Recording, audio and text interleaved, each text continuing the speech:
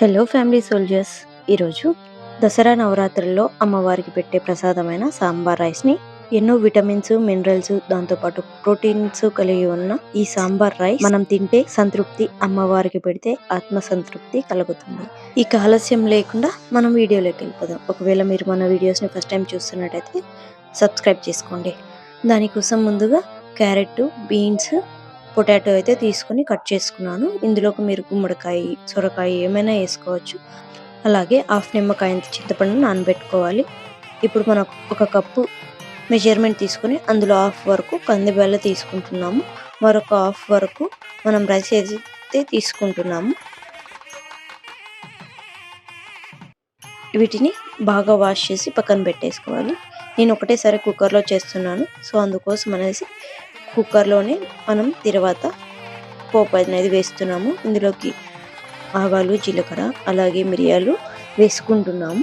ఇవి కొంచెం వేయించిన తర్వాత అందులోకి పచ్చి కరివేపాకు అయితే వేస్తున్నాము.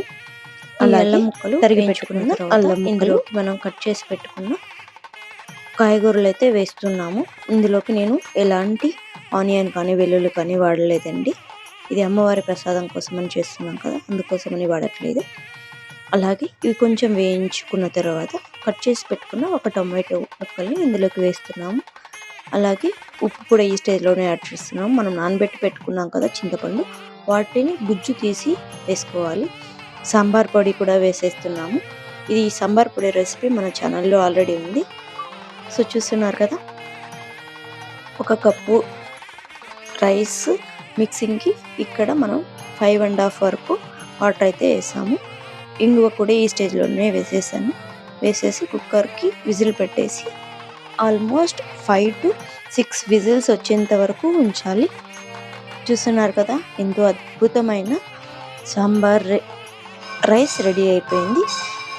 ఇది మన టిఫిన్స్లోకి లేదా ఈవినింగ్ డిన్నర్కి కూడా చాలా అద్భుతంగా ఉంటుంది. ఎంతో ప్రోటీన్స్, విటమిన్స్, ఫైబర్స్ అన్నీ కలిగి ఉన్న ఈ సాంబార్ని మనం తినడం ఎంతో మంచిది. అందుకోసమని అమ్మవారి ప్రసాదంగా మనకు కూడా చెప్తారు.